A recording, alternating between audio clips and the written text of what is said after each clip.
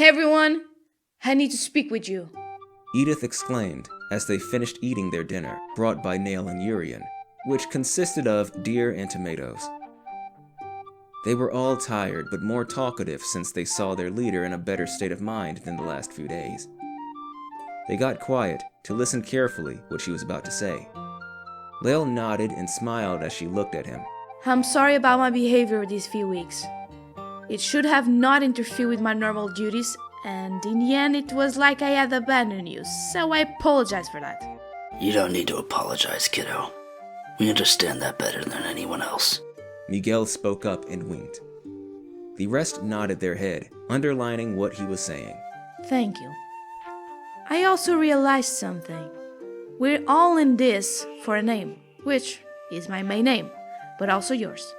But I never really asked what were your dreams, other dreams. So I'm asking now, what will you wish to conquer in the future if everything works out well? They all looked at each other, surprised by Edath's question. I can start saying mine then. If you can finally have peaceful life, I would like to study. Math more specifically.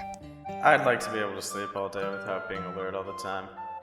Nale wrote it down so everybody would understand what he said.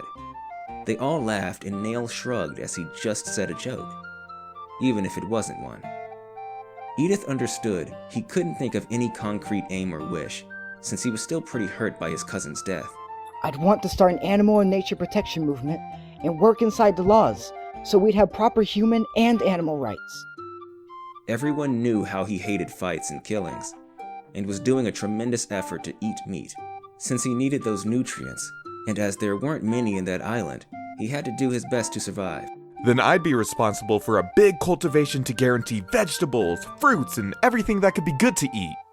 I wouldn't expect any less from you, actually. Lael found interesting how they weren't thinking all in big things they'd wish to do the most.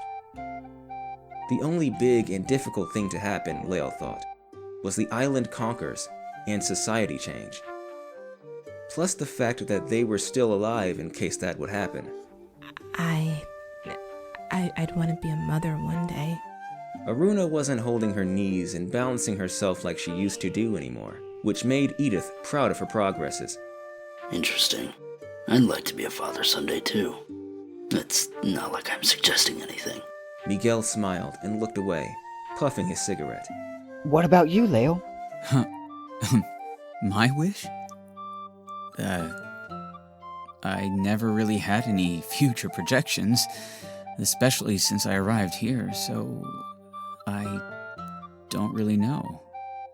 Oh, but maybe you could think of something right now. Lael sighed and scratched the back of his head, thinking. I don't know. I guess a bit like all of you guys. I'd like to learn more about subjects I'm interested in. I'd like to keep helping with society's safety and with whatever was needed. Maybe even start a family. I don't know. I guess you're the last one then. Well, for me it's simple. My goal is your goals. So wherever you seek, I'll be there to help you achieve it. Everyone looked at Edath, expecting her to say more stuff. What about your personal dreams then? I'll be happy as long as I can make everybody happy, so that's it. Lael noticed she was trying to learn from Simon and invest more in others and less in her. He couldn't say he didn't admire that, but he was concerned she would be hurt later on with that decision. Nonetheless, he hoped she and Nale developed some concrete dreams with time. Learn, improve, educate. At its finest, huh? Simon, you were a fucking genius. Alright everyone, we should rest for now. Miguel and Aruna, I'm guessing it's your turn to be on the first night shift, right? Please don't start procreating right now, okay? Patroclus and Lael are on second shift. Good. The remaining should go to sleep. Tomorrow I'll be back to torment your souls.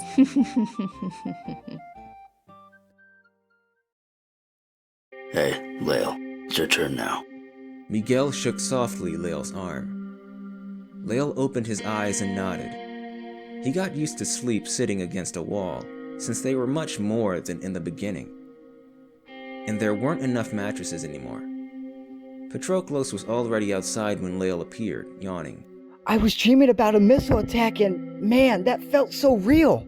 Patroklos stretched his arms above his head. Lael laughed and sat on the bench, stretching from there. Damn, that sounds disturbing. But there's nothing like that around, so you can relax. How can you be really sure? Well, if that was to happen, it would have to be a massive plane to transport missiles, a tank, or the like. And there's nothing like that here. We definitely have seen it by now. Lael patted Patroklos' shoulder, making him less stiff. Yeah, you're right. Patroklos laid back and yawned again. The raining was slowly beginning to fall down, although they didn't need to worry since they were taking shelter. Oh, now it's raining now. It's harder to see anything like this. Unfortunately, you're right. Lael stood up. They had to circle the house now since the traps originally set up by Simon needed fixing and didn't work, which was one of the things they were trying to do. Lael walked around the house and got back to Patroklos, not seeing, as he expected, a weird movement around. How are things going with Simon's stuff? Slow. Very slow. Even if we followed him closely for 2 months or so since you guys took us in, it's still pretty hard to understand everything that was in his head. The vision memories in the glass eye truly helped us understand some stuff, and improve other we knew. But I don't think we're good enough to create stuff out of scratch, and create stuff like he did. Lael was twirling a colt in his finger, with the security on, in case he needed it. You don't need to worry, Patroklos. We understand. It's damn near impossible to substitute a fucking genius inventor like him unless you're just a natural. Just keep doing what you're doing. You got this. Oh, by the way, you can call me Patro. It's easier to say. And I found it was cool to shorten the name anyway. Can I call you Lay? Fine by me, Petro.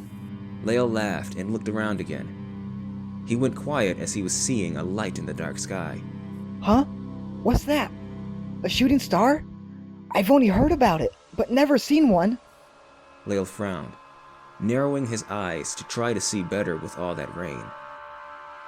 He found a binocular near them and used it to see it better. Shooting stars move much faster, and once they appear are gone within less than a second. But this one isn't disappearing. His eyes opened wide as he saw the star features. You don't think... Before he could think further, he ran towards the house and shook Edath softly until she woke up. What the hell happened?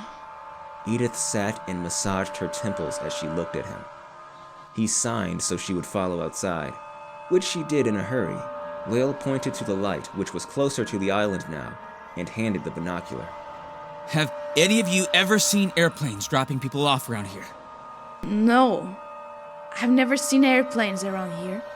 No airplane territory is supposed to come near here, since they're blocking any possibilities for this island to be known.